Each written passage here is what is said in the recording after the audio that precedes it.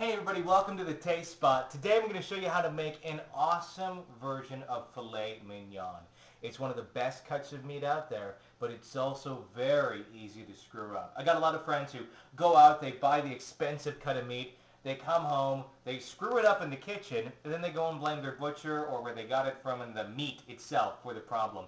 I'm going to show you today a foolproof way to make an awesome cut of filet mignon. Now you can start out with seasoning. That is number one. You can use salt and pepper if that's all you got. That works fine. Do it fairly liberally though on there because a lot of the spices are going to fall off during cooking. I like to use something called fennel spice rub, and it's a mixture of fennel seeds, coriander, salt, and black peppercorns. Now if you don't want to buy this product, you can make it yourself. I'm going to first of all show you the product you can buy. It's very simple. Go to a website called napastyle.com. This is something that Michael Chiarello has created and has used on his show Easy Entertaining on Food Network quite a bit. And it's one of my all-time favorite go-to spice rubs. Or you can make it at home. I like to make my own because I prefer to use black peppercorns in the recipe. He likes to use the white peppercorns. The way you do it is about a half a cup of fennel seeds, about a half a cup of coriander, the bulbs, whole, the spice.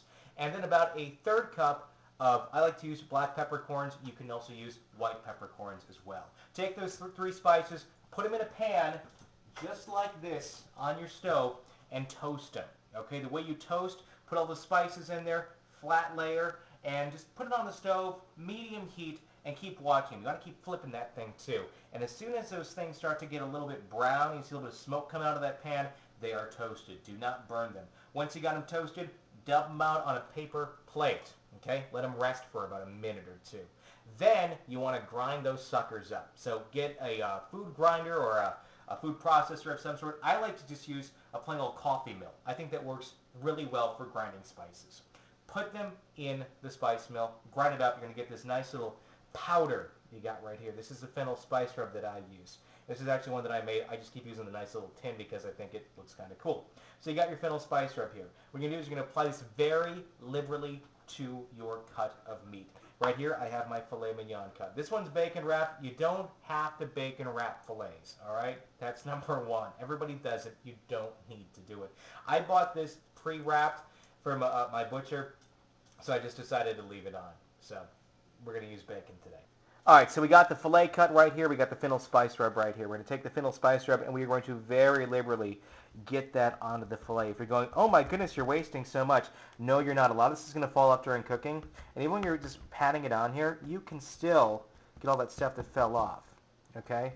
And don't beat the hell out of the cut of meat that you're using either, okay? Because when you beat the hell out of the meat, you're really just, destroying the texture of it for cooking. You want to keep this, this cut of meat fairly light. Also, when you're cooking it, don't push on it with a spatula 42 times. You're pushing all of the juices out of it, and that is not going to make for a very tasty cut of meat. Okay, so very liberally, look at this. You can't even really see the color of the meat anymore because the fennel spice rub is on there so thick. It's exactly how you want it to be. Okay, the next thing we're going to do, we got the pan on the stove. We want to get that nice and hot. Okay, so we just turned up the burner to high. Okay, this is step number one. We also got the stove going as well. It's going at 375. It's heated up. It's ready to rock, and we're going to rock in that in just a few minutes. Right now, we're going to get that pan nice and hot.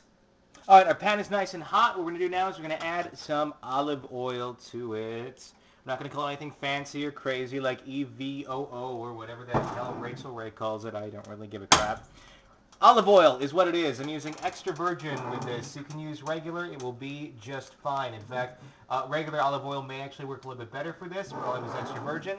What's the difference? Extra virgin is going to give you a little more of a greasiness factor to it. Regular, not so greasy. Still going to be good. Super hot. That's exactly how we need it. We're going to take our filet cut now. This is important. We're not going to leave it on here for very long. We need to have it super duper freaking hot, because we want one side of this meat to get a nice crisp texture to it. The other side of the meat's going to have a softer texture. You'll see what I mean in just a second. So, okay, it's hot. Drop it right there in that oil. It's going to sit there, and it's going to get nice and crispy in that super hot oil for about 60 seconds. So set your watches now. All right, it's been about 60 seconds. It's getting nice and crispy on the one side. Here, check this out. See, look at that. It's exactly what we want. Okay, we're going to leave that back down, and now we're just going to simply take this cut o' meat and put it right in the oven. 375, leave it in there. For right about, smoke alarm's going off. They always go off when I cook. That's always a sign of a good meal. That's what my fiance says. If the smoke alarms don't go off, it's not a good meal. Okay, they stopped. That's good. All right, 375 is what the oven is at. It's going to be in there for about, let's say about 14 minutes. Let's watch that. Put the timer on, 14 minutes. And we shall come back and get our perfectly medium filet mignon that has a nice crispy texture on one side, and it's going to be real soft on the other side with that fennel spice rub baked into it. It's going to be awesome. Do it for your friends. Do it for a girlfriend. Do it for a boyfriend. Do it for whoever you want. Do it for your cat. That's one hell of a fancy feast. And you're going to have one happy dinner partner. We'll check back in a second when it's done. It looks like someone's hungry. But 15 minutes is up. Let's get a check now on that steak that's in the oven. Sizzling away. Look at that. All right, let's see how it's doing. Now, in our oven, you have a pan in there that is very hot, so you can't just reach in with a bare hand to get it. Believe me, I've tried. Doesn't work very well. Makes for a nice little trip to the ER or your medicine cabinet.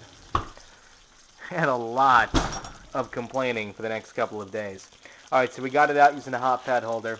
There's the cut of meat right there. It's looking really nice. Let's get it on a plate and let's see what's going on with it. There you go. That's it. That is how you make the perfect filet mignon. Got any questions? Hit me up on our blog. Go to thetastespot.com.